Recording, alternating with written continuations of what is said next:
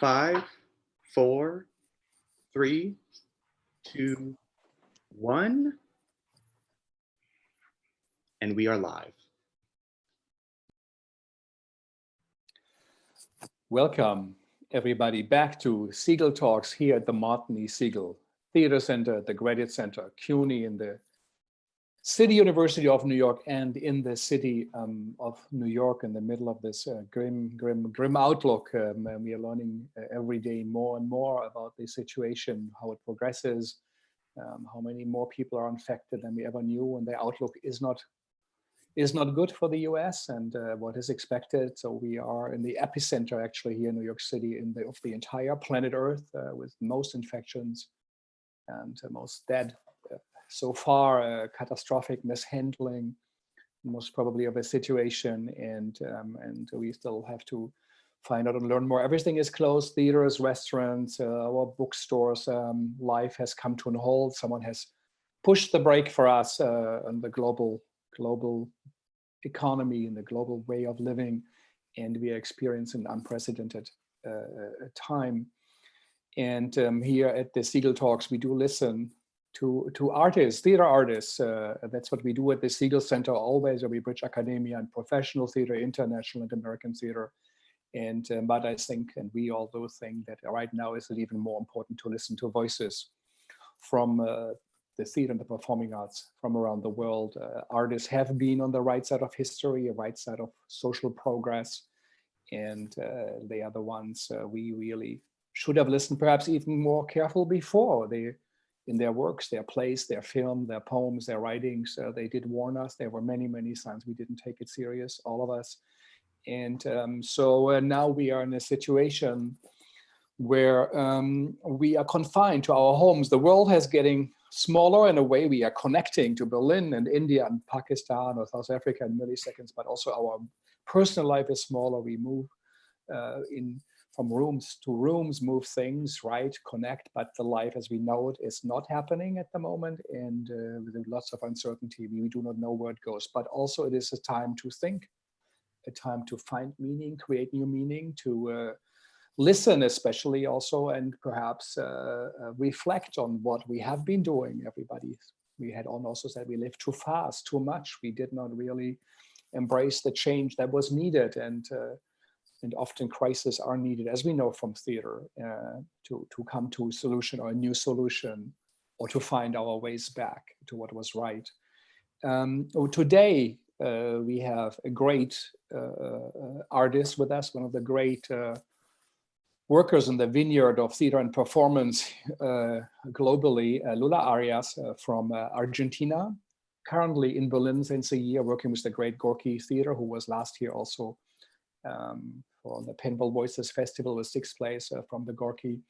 And Lola has been at the Segal Center also before, and she's a writer, she's a director and filmmaker. Her work has been very influential. Performance Research just published a book on her work with my colleague Jean Graham Jones. I guess all the tours, the book tours and talks have been canceled, I guess. So Lola, first of all, welcome. Tell us where you are, what time it is, and in what neighborhood you are hanging out in Berlin. I'm in Berlin. Kreuzberg is 603. 603. So how does it feel for an Argentine, Latin American theater maker who moved to Berlin to enjoy the city, work there, bring your art, and now you are confined to your home?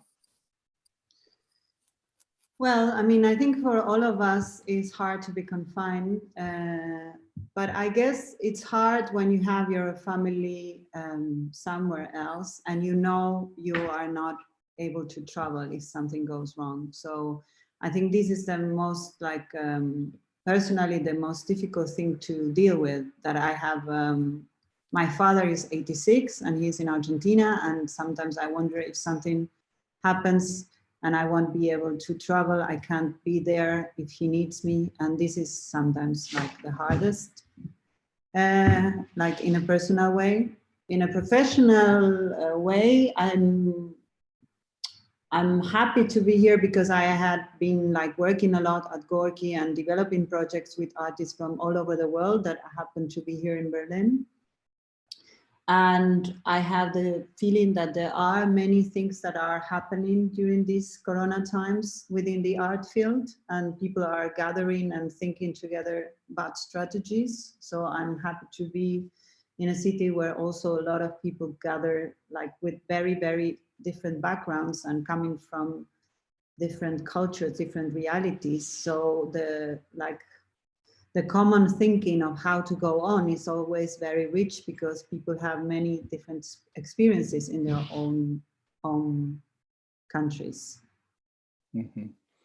So how is the situation in Berlin at the moment? We heard a bit from Thomas Ostermeier some weeks ago, but how is it? For how long have you been confined? I know you have a 5-year-old daughter with you, and a son, a 5-year-old son with you. Sorry, so for how long, and how is it? Do people wear masks? Can you go out? Is he going to kindergarten again? Yeah. No, basically, since I was in Italy in February when everything started in Italy. So I arrived to Italy because I was supposed to make a project in Italy, in Bologna, in the north of Italy. In Bologna. In April and May. And I am supposed to be now in Italy. So I was like rehearsing a project called Lingua Madre, mother tongue, in Italy, but in fact, I traveled to Italy in February to make a workshop to choose the protagonist of the play. And the day we arrived, the next day, the whole like theaters were closed and everything, the lockdown started from one day to the other. But it was such a shock that we didn't even know what was going to happen. And at the beginning, we thought, okay, no, we stay and we find a way to make our workshop and meet with people. Even if the theaters are closed, there is a way to start gathering and so on. But then we realized that it was very fast, very dramatic in Italy. And we had, in fact, we stayed for 2 days and then we had to leave. And if we would have stayed more, maybe I was not able to come back to Berlin. So it was quite a difficult moment to decide to give up the project and come back to my family in Berlin. But nevertheless, I continue working with the people in Italy. So now we develop a system that we are doing like Zoom rehearsals or workshops where we start to research on the topic, because the topic of this piece was reproductive rights, motherhood, and different ways to, in a way, understand the rights to be a mother when and how you want to make it or not make it. And in a way, we were researching with a very different group of mainly women, like trans women or lesbian women who had children with other women, women who had been through in vitro treatments, or women who made adoptions, men who made surrogacy in the States. And we were like exploring the issue of how this tension between the law and the rights for you to invent your own way to be a mother or a father, or to create your own family in the way you want it, and how many things we are like struggling with.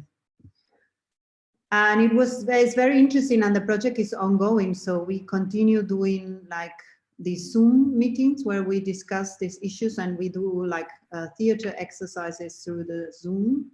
Sometimes they have to perform or to bring photograph and small text they wrote. Their documents on their in a way struggles to get recognized as parents. Mm-hmm. Their struggles to get in vitro treatment, their struggles to get their adoptions. And it's very, very interesting because you realize that this is also something that is very less discussed. Also about abortion, about recognition of different kinds of ways of being a family. or not being a family, yeah. Not being a family. And now we are back in a way to that core unit of families, or we hear so often that people do say, oh, I go back to my family, and everybody assumes it's a cookie cutter shape, or everybody has a family, or everybody has kids, or everybody is married, and many are on their, or live on their own, or they are in a partnership, but cannot see each other because they are not legally with a paper connected, like in France, where you really can only see. So that raises so many questions. Yeah, I think it was also interesting to hear, like, for example, now in Italy, I mean, the abortion is legal, but it's like in the society, it's more and more, like in the US now, there is this like questioning these abortion laws and like asking, why is the abortion still possible? Should we go back? Should we forbid abortion? And this was happening also a little bit in Italy, and there was a lot of like pro-life demonstrations in front of the hospitals, and people like trying to go back with the legislation. And with this coronavirus, they even said like that the hospital shouldn't be doing abortions now because it's not something that is really needed. You know what I mean? So that in the moment where the like health system is about to collapse, then why don't we just like take advantage of this whole crisis to suspend abortions? We just had yesterday a heartbreaking call from Hungary with Andrea Tompa, the dramaturg and writer, and Anna Lengel, and they said that the same is happening there, that during Corona time, politics and politicians abuse powers. They're now unprecedented, unchecked actually in Hungary, and that one of the state ministers or officials said, you know, if people would follow the 10 commandments, 80% of the illnesses wouldn't exist. And it's a shocking time in Poland. Some areas have been declared gay and lesbian free. There's violence on the streets against minorities, and it's complicated. Any news from Argentina? I know you're not so close, but still, you grew up there. Your life has been formed. No, I'm very close, of course. Tell us a little bit what's going on there. The community of artists. No, I think they are, like, many people are discussing how can they continue with their own like practices, with their artistic practices. And I know that there is a group of independent theater makers who are also living on their own like studios where they teach, and they also present a plays in a very small in like really small studios. Sometimes they do pieces for 50 people or even less, 30 people, and they are trying to create a protocol on how to continue with their activities during the Corona time without like infringing any like health legislations or regulations. So they are trying to invent a way to do theater. Which so people still meet live in a room? 50 people? No, they don't meet yet. They don't meet yet, but they are trying to create this protocol to be able to do it in the near future. So because they all had moved into the virtual format, and they teach acting via Zoom, and they do their rehearsals via Zoom, and they do streamings of their plays online with this like way that that you can collaborate or put money, like in a way donate money to the company. But they are trying to create a protocol to be able to perform again live in front of people and with people on stage. And this is, I think, very interesting. I don't know how far they are now, because they are like having meetings to create this protocol and how this could be possible, but this is what they are like trying to. Protocol in sense of social distancing, where how far people see the audience, how many people, which distance between them, what kind of, like should they be inside with masks, without masks? How big should the space be? How much space in between the people? Yes, trying to create like a kind of how do you say that? Yeah, regulation on how this should be.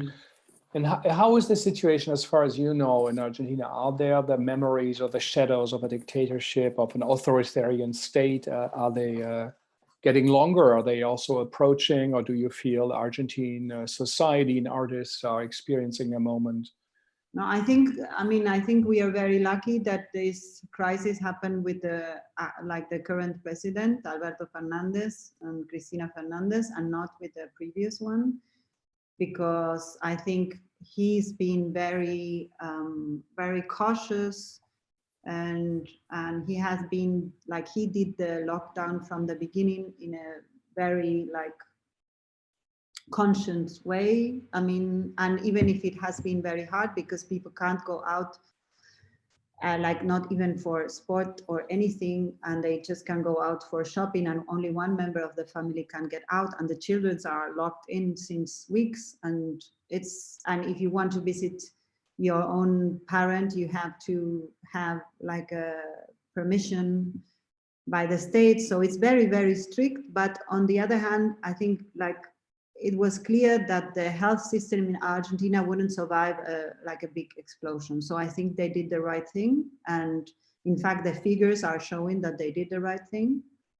But of course, now there is a lot of pressure on the sides of like that. There is a lot of people who can't cope with the privilege of like staying at home because they can't survive, because they have nothing to, they have no money, they have no.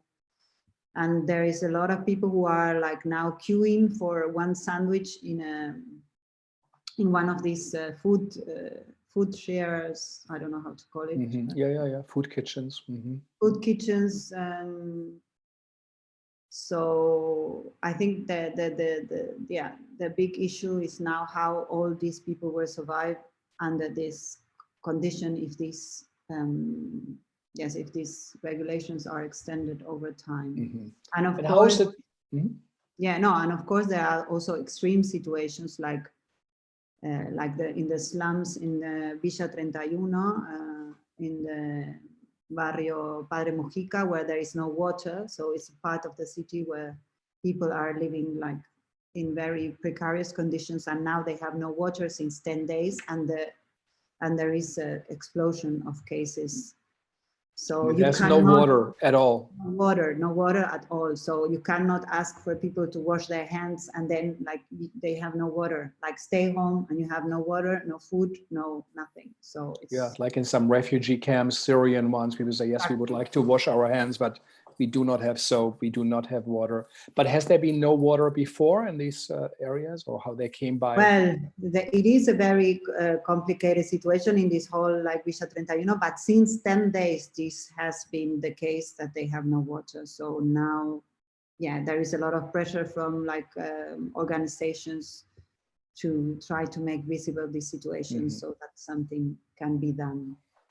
Argentina has such a great theater scene and so alive. Buenos Aires, we also film, television, and theater does make so many groups and everything. But now in a time of Corona, are there programs to help artists? Like you are a successful representative of that fantastic, great long culture of theater and performance. But do you get help from Argentine government? Others? I don't get help myself. I know that there is some small help by the Institute of Theater. But like, because there are some people who already had like shows that were like bought by certain institutions, and they could get some small money, but it's really very, very small. Very, very little, yeah. And basically what is happening is that people are like either like that the state theaters or like the independent theaters are streaming and asking for a donation. That's what happens. Like that's the way people try to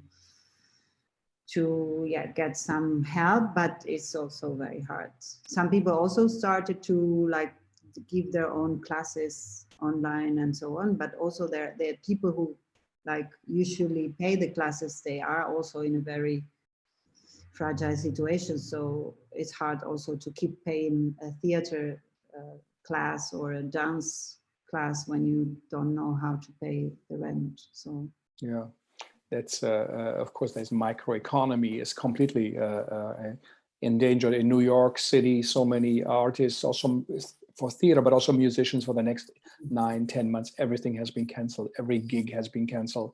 Musicians and artists who used to work with different projects.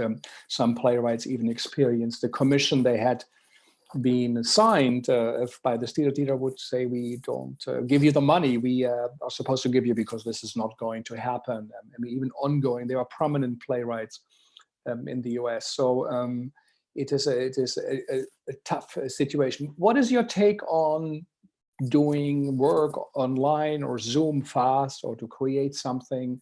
Do you watch new work created online in Zoom time, in Corona times now on Zoom? Are you considering doing that? Sorry, it was interrupted. Yeah.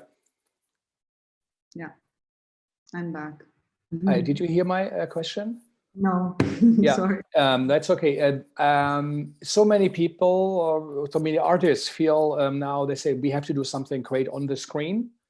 And they do work for screen, create one. Richard Nelson did a work on the public. I think 35,000 people looked at it within 5 days. Oscar Eustace just told us, who by the way also had Corona. I didn't know that. For 4 or 5 days he was in a hospital, I think in Brooklyn. One night he had to spend in the hallways and while being responsible for 270 people at his theater, which had to close down, and he had to make all these decisions, not knowing for him even if he would survive this. It's just incredible. But so are you thinking about creating online content?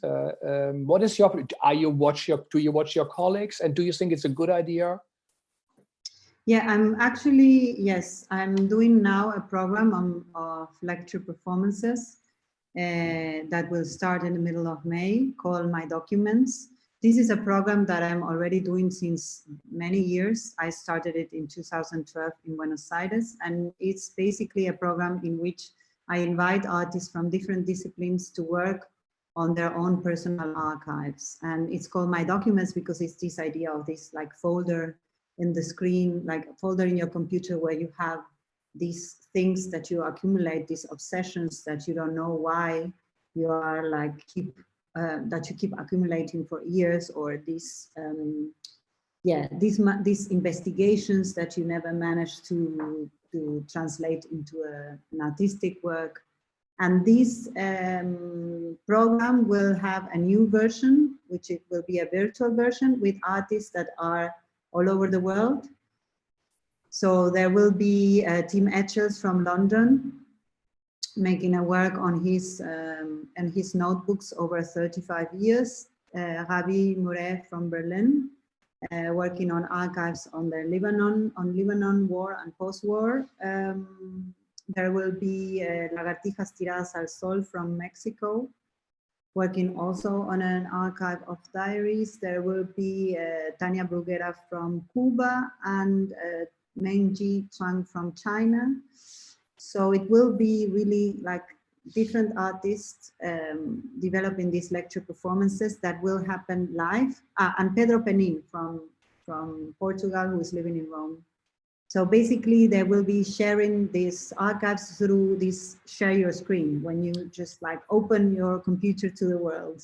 Mm-hmm. But is your now we are opening our living rooms to the world, but with this project we open our computers to the world, our obsessions, our computers became like an extension of our brains somehow. Mm-hmm. So basically we're opening our brains and sharing these obsessions with the audience. And we have also, I mean, I can show something if you want. Just before we do this, do you, so you had this lecture performance before, but now during Corona, you had the idea, I'm going to invite artists I respect, like significant artists, to create.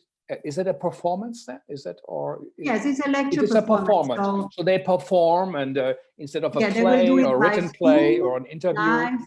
Yeah, they will do it by Zoom live. So they will be like performing for a group of people. So you have to, in a way, also send an email, and you will be part of this virtual space as an audience. It won't be a streaming, but like you will be in this Zoom conference with them. And then there will be streaming afterwards. But first of all, there will be this encounter, this virtual encounter between the artist and the audience. And and this will be done like Friday and Saturday since the middle of May until the end of June. And this is a co-production. It starts on the 15th of May. So every 2 weeks or something? No, every week. Friday and week. Saturday every week, middle of May till the end of June. And this is a co-production between Musantum, Frankfurt, Kampnagel, Hamburg, Munich, and Kaserne Basel. So it's like several theaters came together to make these projects. So it was my idea, but I convinced. Great. So did the Corona time now, did it influence, did it change something, or do you had the idea anyway before? No, I've been doing this program, as I said, since 2012, and I did like almost every year I did an edition. I did many editions in Buenos Aires. I did some editions in Milan. I did one in February in Lisbon. So in fact, for me, this program is something that I do since many years, and for me, it's a way to connect with other artists and to think together about how to work with our own obsessions, our materials that usually we don't work with, like our failures. Also, it's not a TED. It's the contrary of a TED talk. It's about failure. It's about obsession. It's about the things we do when we don't know what to do.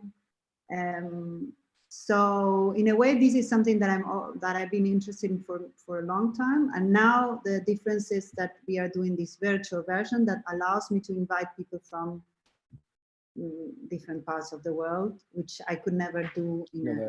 And normally it was live in a theater, or you probably. It was live in a theater, but it had already like the elements that for me were also like that there was the presence of the artist and the computer, because mainly like when people talk about their own archives, they have them in their computer. So it was basically, there was always like a table and a computer and an artist and the screen behind. And sometimes the artist would dance or do crazy things or bring a lot of objects or whatever, but the minimum format was the artist and the computer. So I thought this is like, has a lot of potential to be done in the virtual world. So you adapted it now for the Corona time. So it's in a way performing knowledge, performing what you know about, what you research at the great project at the Graduate Center too.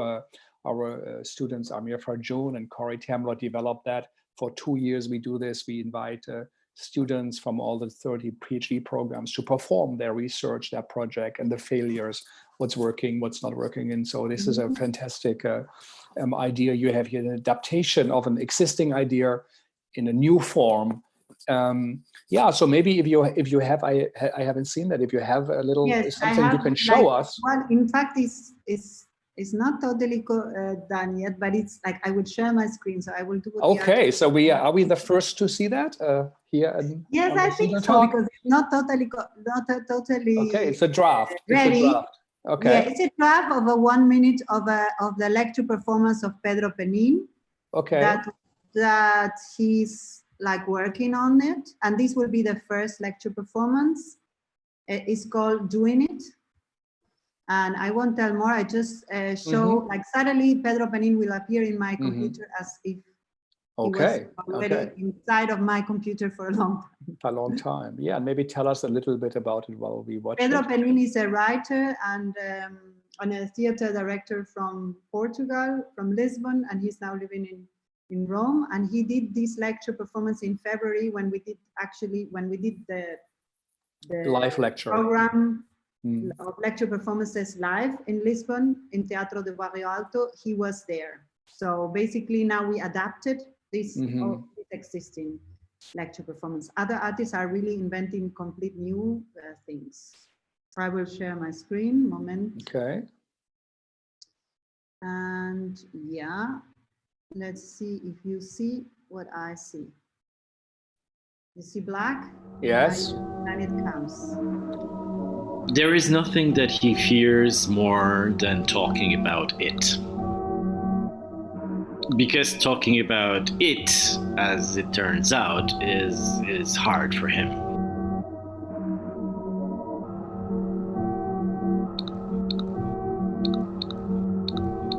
It has always been a sort of secret, and it might also be a kind of an issue.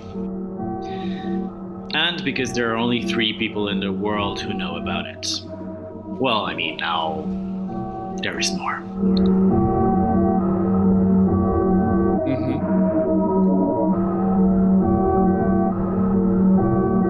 That was it. Yeah, so now even more than the 3 people will know about it. So it's kind of a sharing of a secret knowledge or a private knowledge or something stored on our hard drives on our In brains. this case, I will just like give a bit of more information. His lecture performance is on his obsession with islands. So basically, it's like somebody that is talking about how he travels to isolated islands, and he get lost on these like virtual travels.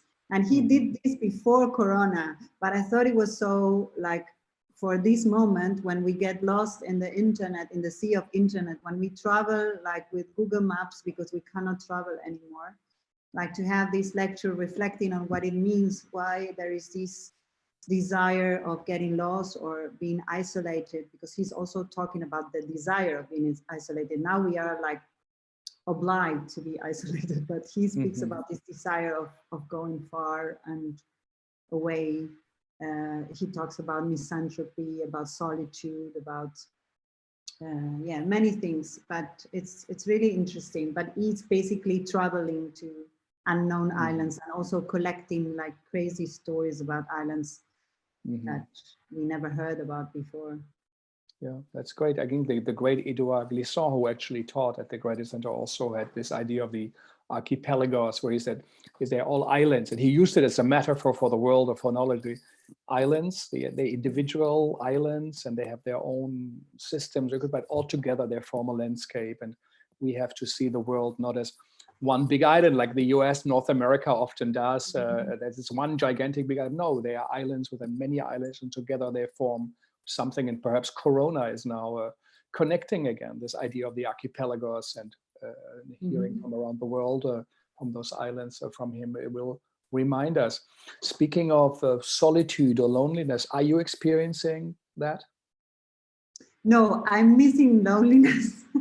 No, Tell us. because like this, like living with I'm with my partner and my son like 24 hours a day, and sometimes I miss this like solitude. Now I have it because they are like somehow gone, but I miss this solitude in terms of like being able to also have time for my own to write and to think.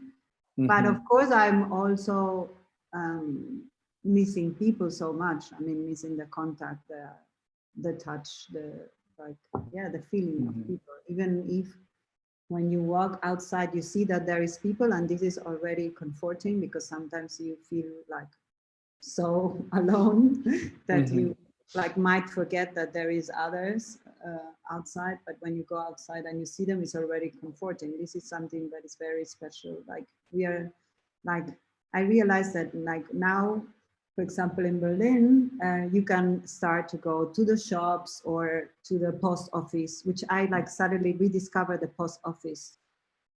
Like we are sending postcards to the friends of Remo that he doesn't see. So like every week we send 2 or 3 postcards to other kids, and we receive postcards from other kids that lives in the same city, but we cannot see them. So we send each other postcards. And in the queue of the post office, there is a homeless person that puts music. So he like creates a kind of atmosphere in the queue of the post office. And then the people like are like waiting with 1.50 meter distance, and he puts some like pop music, and people start to chat with each other in the queue. And then suddenly I realized like we never speak with strangers in the streets, and now we are so like so much like missing like social contact and people, that we start to speak with people in the queue, and to like be more aware of like the people, the actual people that we see every day in a big city, and being more like acknowledging that they are there and saying hello, or having small talks with people. I think that's also already very impressive. Yeah, so in a way you are alone, but not really alone. You are with your family, but not with all the family, all your friends are outside. So these are strange strange time. So if you say you miss the loneliness you have as an artist, what do you do? How do you find that in normal days? How or the solitude? How do you create that? Yeah, I mean, the solitude of writing I miss, because this is the only activity I really need, like solitude to write and to think about ideas, and this needs like a lot of like silence around. So you go to a library, or where do you do No, that when you usually write? no. Usually I do it at home, or I have like, sometimes I have studios or like a small office or a small room somewhere else. But mainly like the house is not like full all the time, so I have this already at home. And no noises, yeah. Yeah, and I also miss the rehearsal room very much, like the experience of this every day, like meeting the people. I'm used to be surrounded by 20 people when I'm rehearsing, like the performers, technicians, the other artists. So this like small community that you see every day, and you also have this concentration of like being together. This is also something that I actually miss a lot. Yeah. And so do you write at all now in Berlin, in Kreuzberg, where you are? Do you find Yes, I'm moments in the day? How does your day look like? If you can walk us through the day of Lola Arias in Berlin. And it's very, it's changing very much in the different weeks. Now I do a lot of like everybody, I'm doing a lot of like Zoom calls with people just to organize things and keep things going. Also to do this program of lecture performances. I'm talking with artists. I mean, yesterday I was talking with this artist in China. She's coming from Hubei province, the really like the epicenter where everything started. Yeah. And she like is telling me about her artistic research on the memory of the famine in China, and like all like things that I wasn't so aware of, and that was also quite interesting, like how I'm now like much more connected with people, other artists, through these Zoom meetings that I'm always having. Then there is a time when I write, if I manage to have this moment of concentration and writing, and I'm writing now a book called like Portraits of Known, and that would be the title, Known and Unknown People, like Personas Conocidas y Desconocidos. Known and unknown people, yes, would that be? So I try, I'm doing this, like I have this crazy idea of like making a portrait of every person I met, which is completely impossible, of course. It's like, you know, trying to make the credits of the film of your life and put like all the names at the end of this film. It's also almost like writing your own epitaph, because it's like fantastic, like trying to gather like all the people you met in your life is also going through your life, and this is like what I'm doing now. I'm trying to make this book, which is a project for one publishing house called Ripio in Buenos Aires, and then I'm sometimes also writing a diary of a mourning, or do you call it like this? Yeah. Yeah, my mother died some months ago. I'm so sorry to hear that. Yeah, thank you. I'm writing about this, and this is also like very, very special experience to write about loss, and yeah, and what happens after that. I'm reading this beautiful book by Roland Barthes called The Diary of a Mourner. I think it's somewhere here. Yeah. Diario del Duelo. He wrote this beautiful book when his mother died, and it's full of like amazing, like it's really like small notes on this process. He says it's not a process. That's also interesting. He says everybody tells me that the mourning, how do you say mourning? It's a process, but I feel I'm always in the same. In the same state. It's not a process. It's like I'm going back and forth, and I don't feel that I'm getting rid of the ghost of my mother, but more that I'm getting like deeper into a feeling that I never had before. And I think, probably I think the death of our mothers or the, Mhm. the parents is one of the most existential experiences we Yeah. all had. Tell us about your Or mother. have. Well, tell us a bit about her. She was a literature teacher, basically, and she was someone very, very interested in art. And she was like a person that taught me piano and took me to dance lessons and theater lessons. And she was always like encouraging like artistic practices in all ways. And she was herself, I think, a great writer, but she never really wrote a book, but more like essays, because she was a literature professor at the university also, and she wrote like more like essays, or but she also wrote some small texts only for herself that that she read only in like family occasions or strange situations, and they were so beautiful. I always thought she should have been a writer. Probably if she wouldn't have had 3 children, she would have had more time for writing her own literature. Yeah, so yeah. Yeah, that's important. We plan to have an event with Adrienne Kennedy, a great African-American pioneering playwright from the 60s and 70s. Fantastic work which she did. One of her beautiful works is People Who Led to My Plays.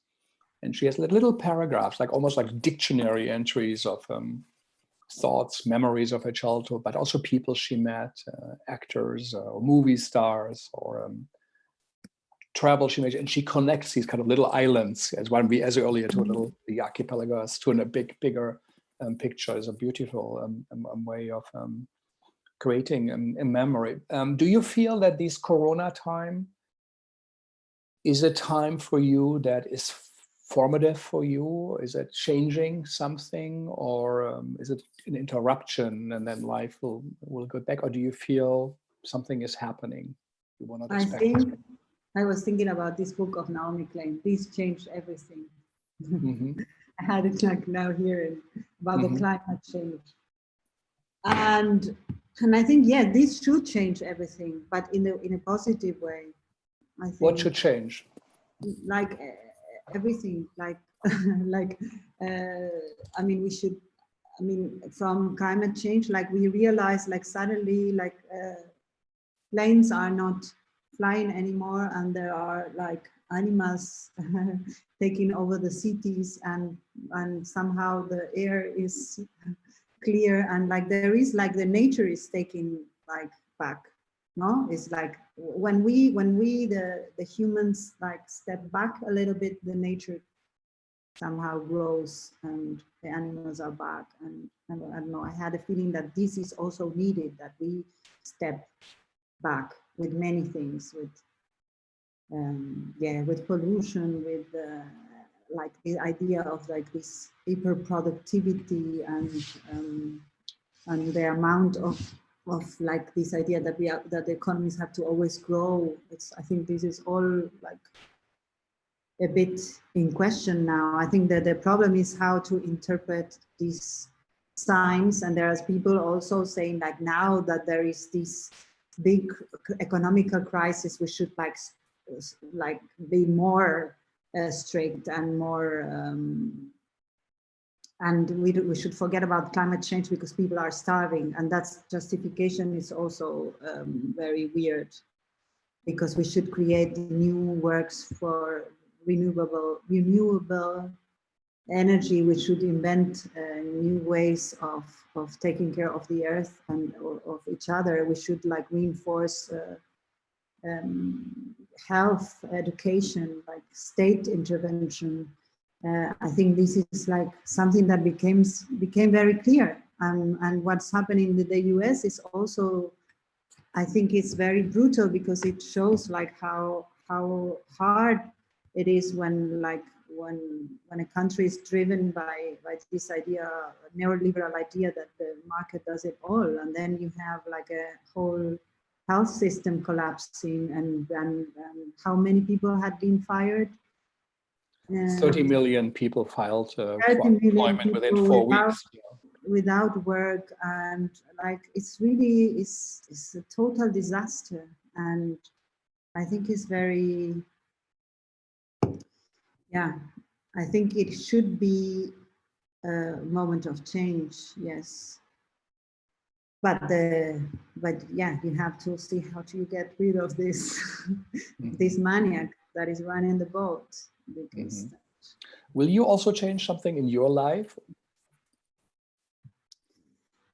yeah, I mean, I don't know. I think I'm changing something, a little bit something every day, in terms of like the way I relate to things, even like to my own. I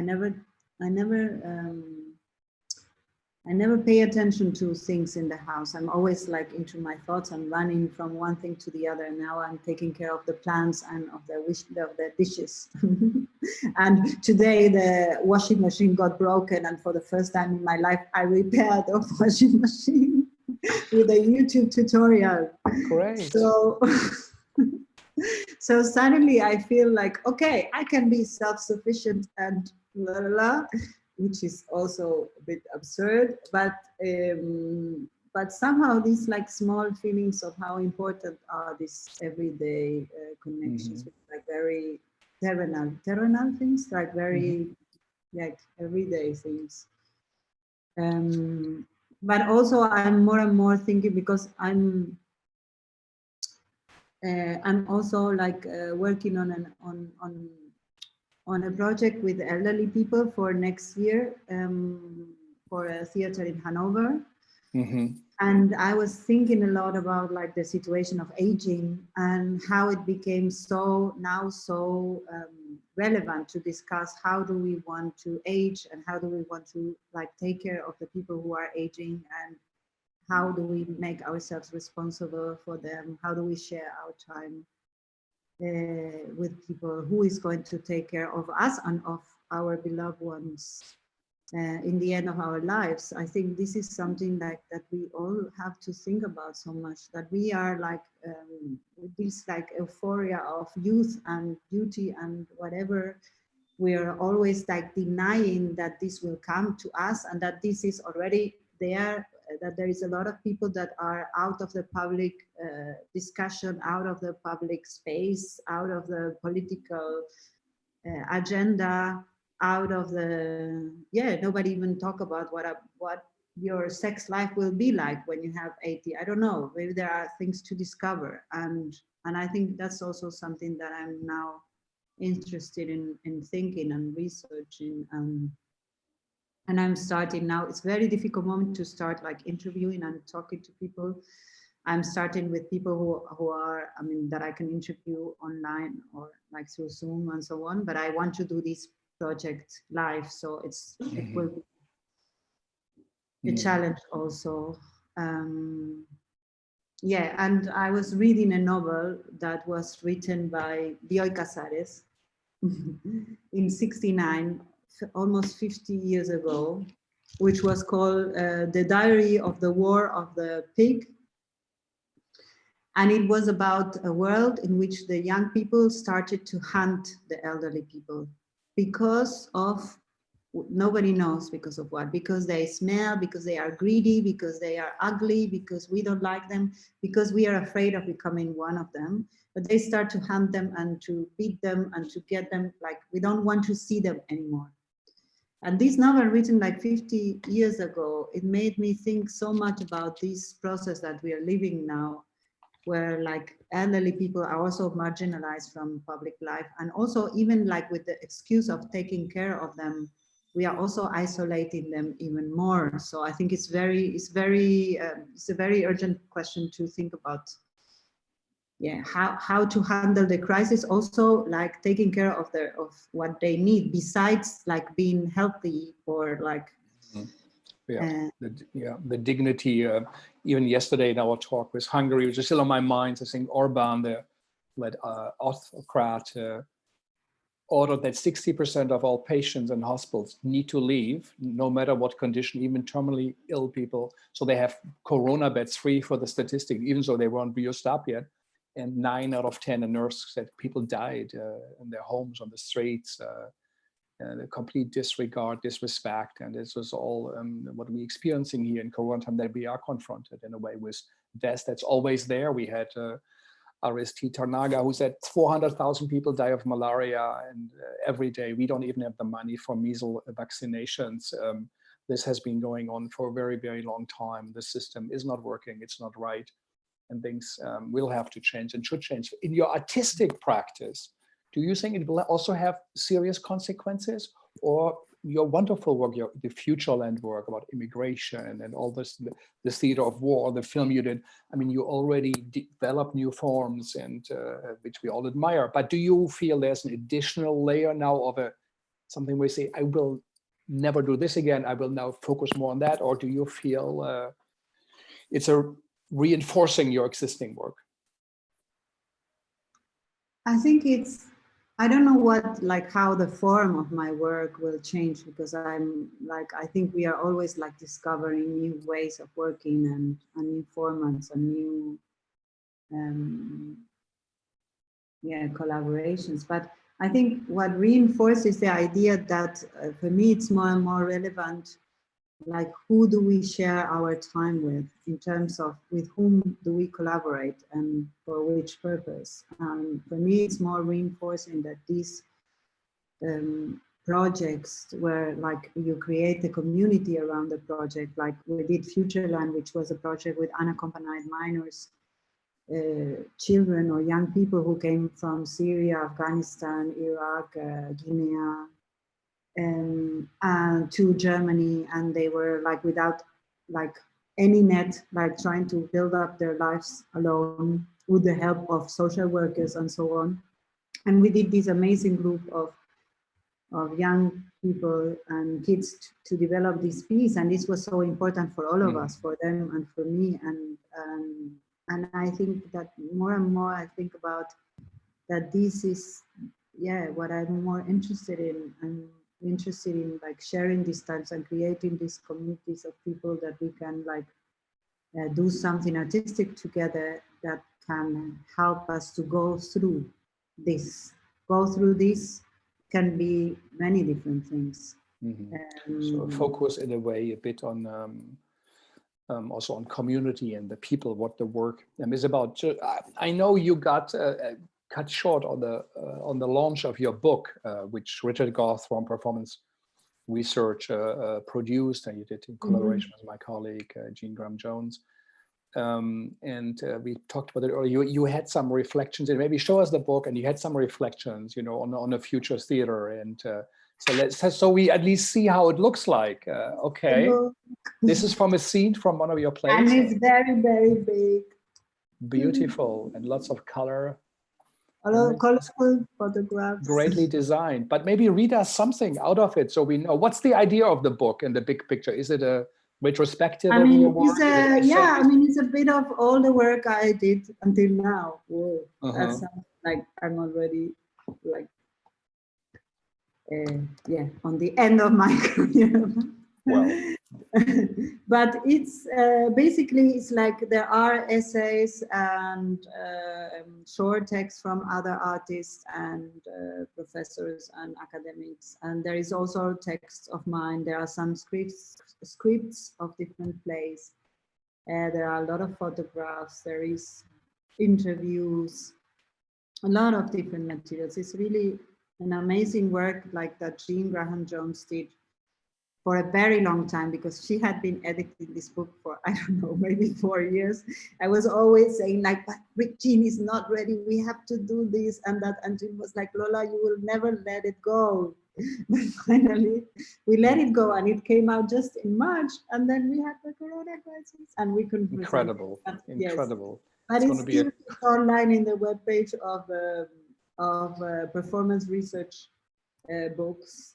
So it's available to buy. It's available to download. Yeah, it's a great research. Anyway, performance research by Richard. What he puts out, his magazines and the books, is fantastic. But yeah, so maybe read us something from it. And yes, you told me to look for something, and I just found out something 5 minutes before we started this talk, which is at the end of one prologue that I wrote to the publication of the trilogy, and it's a text that talks about like how I started theater, and then it goes to how I imagine the theater in the future. And it says something like, sometimes I wonder about the future form of theater, about what kind of play I will make before I die. Will it be with actors or robots? Will it be in a theater or in a computer or in an airplane? Will it be like a telepathic experience or a drug given to spectators just before they go to sleep? These are questions we all have now, and maybe we even listen more careful. So you are in Berlin at the Kreuzberg. What street is it? Or can we see out of your window? Meredith Monk once took like her laptop. It's a beautiful street. It's not possible? Yes. It is possible? Yes, I go to the window. So let's see what Lola Arias sees like out of. I see a lot of trees. That's so beautiful. And ta-da! These are my trees. I rediscovered trees. I didn't know the name of any tree before, and now I'm starting to learn very slowly the names of some trees. I realized that there are some castanum in this street, and also there are cherry blossoms that came from Japan when the reunification of Germany. And there are others which I still have to learn. I still have a lot of time to learn names. And since how many weeks are you looking at it? 4 or 5 weeks? Yeah, more, like at least 6 weeks, or no, even more, 7 weeks, I think. 7 weeks, incredible. It's like the famous paintings of almost every painter, their view out of their studio, the atelier, which is found in the view out into the world from your inner refuge and for your own view. So this is, this small, but we look a bit more careful. Is there something, I mean, we have also many students and young artists, or for our listeners, is there something where you feel this is an advice, this is something what has been useful for you, or what should we all pay attention to? What is of significance to keep in mind right now?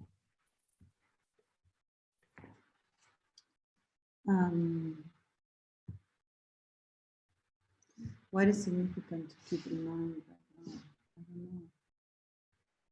I think it's a nice moment to go a bit back inside of us. I mean, besides being outside, of course, being aware of the social situation is also important, but I think it's also an exercise that you can do while you like look more inside of you in terms of, I think it's a good moment for, I mean, this situation that everybody's posting photos of the past in Facebook or like recalling situations and so on, I think it's a very interesting thing because we are always so much into the future, like into the what's coming next, that to be a bit like inside and to recall, to rethink, to go back.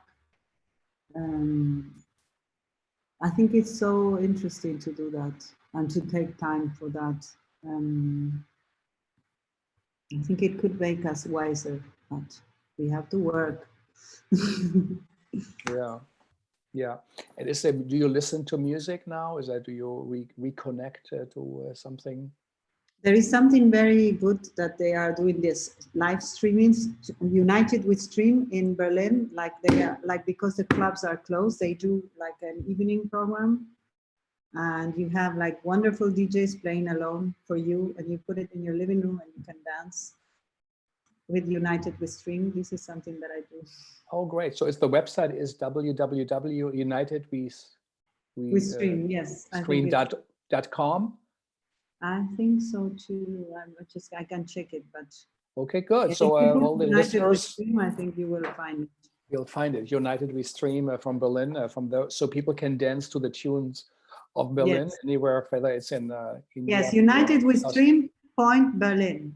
Point Berlin. Okay, so I will certainly check that out. Maybe also for your project, can people apply to listen to the performance lectures, or what's the website? Yes, or how do you sign up? Everything will be online in the webpage of Musontum, which is the main producer of the Yeah, they of do the fantastic lecture work. performance. Mhm. Yeah, so Musonchum is a theater in Frankfurt, and they are doing also a wonderful like program of other virtual performances. So I think it's very That's something to look at, Musantom, and perhaps if not, the yes, and Kampnagel. also in my webpage there will be In your updated. webpage, lolaarias.com, Yes. you can find it. Lola, really, really, thank you for taking the time to speak to us. We all admire your work. We see up to you. You are a leading voice globally, and it's fantastic that you connected with the great No, Gorky thanks, Theater. Frank. It was really nice and interesting also to hear you and to connect with so many thoughts Yeah, that thank you're you. also bringing from other artists, and also comparing like situations, reflections of others from all over the world. Thanks. Yeah, so what you do is important, and we will watch out for Futureland and for your lecture performance and all of it. And I want to thank you for taking the time. And for our listeners, the week will go on after we heard from Hungary yesterday. And today from Argentina and Berlin, we will have Michaela Dragan and Michaela Mikhailov from Romania will give us an update from what is happening there. We hear again from India.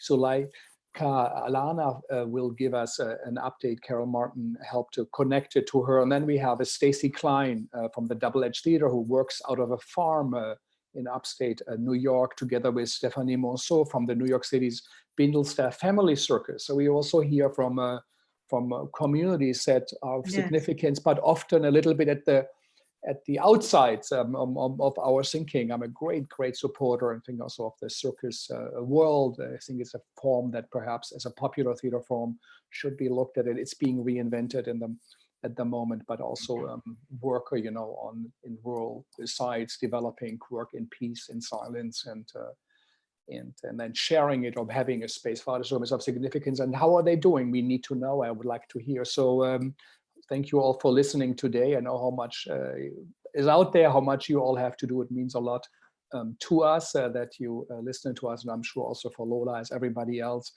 And we are not alone in this. We are all connected. And I think through our sharing, we understand a little bit better, and perhaps all can cope better with this situation. We also at the Segal Center are experiencing complications. Our next generation fellow, May Adras, who got a call from the State Department and will have to fly back as we speak at 2:30 to Lebanon in a military plane. And we are completely surprised by this.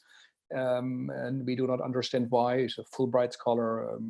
Jackie, who helps a lot with technology, has a death in her family, couldn't join us. So these are unprecedented and complicated times, and it's more important than ever that we listen to each other and find meanings. Thanks to the great HowlRound team, Travis and Thea, to make this happen and having us every day. It's a lot of work for them also to hear us on, and to the Segal team of Andy and Sanyang and Jackie and May. So thank you all for listening. And I hope, Lola, we didn't take too much time away from your writing in solitude. And all the best. And do come back to the Segal anytime. And I hope we meet in New York or in Berlin for a beer or a glass of wine. All my best. And thank you all for listening. And please tune in tomorrow. Stay safe and stay tuned.